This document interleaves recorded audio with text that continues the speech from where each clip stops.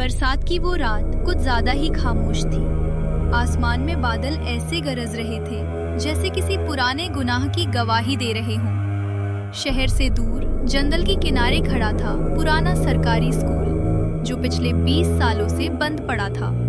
लोग कहते थे रात के 12 बजे वहां से घंटी बजने की आवाज आती है, जबकि स्कूल में कोई नहीं है। इसी रहस्य को जानने आया था आरव, एक युवा यूट्यूबर जिसे डरावनी जगहों की सच्चाई दिखाने का शौक था। दोस्तों, आप देख रहे हैं लाइव स्ट्रीम। ये है वही स्कूल जिसके बारे में कहा जाता है कि यहाँ आत्माएं घूमती हैं। आज सच सामने स्कूल का आएगा। लोहे का गेट अपने आप खुल गया। आरव के चेहरे की मुस्कान पल भर में गायब हो गई। हवा होगी, जरूर हवा।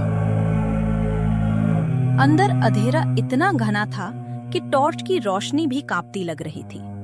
दीवारों पर जमी सीलन, टूटी कुर्सियां और ब्लैकबोर्ड पर जमी धूल, जैसे समय यही मर गया हो। ये आवाज आपने भी सुनी? वो हंसी धीरे धीरे रोने में बदल गई। आरव का दिल जोर जोर से धड़कने लगा।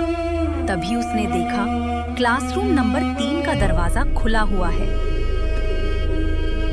कहा जाता है यहीं से कहानी शुरू हुई। 20 साल पहले इसी स्कूल में पढ़ती थी अनाया, एक मासूम बच्ची।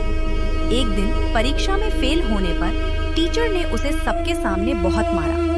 बच्ची रोती हुई स्कूल से भागी और फिर कभी वापस नहीं आई। अगली सुबह अनाया की लाश स्कूल के कुएं में मिली।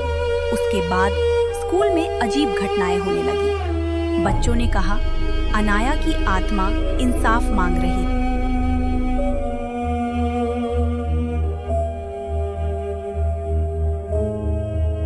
ये सब बस कहानियां हैं। ब्लैकबोर्ड पर अपने आप लिखा जा रहा था।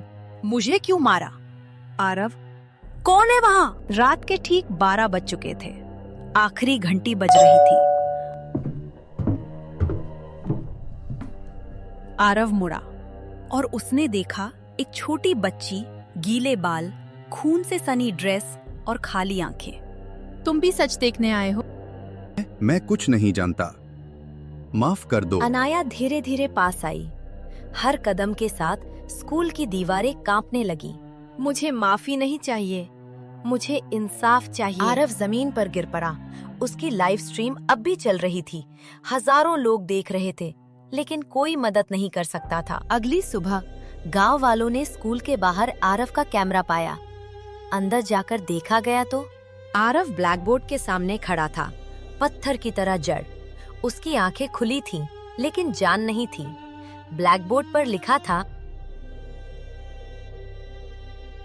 आज भी जब रात के 12 बजते हैं, उस स्कूल से घंटी बजती है, और अगर आप ध्यान से सुने तो किसी बच्ची की आवाज आती। मुझे क्यों मारा?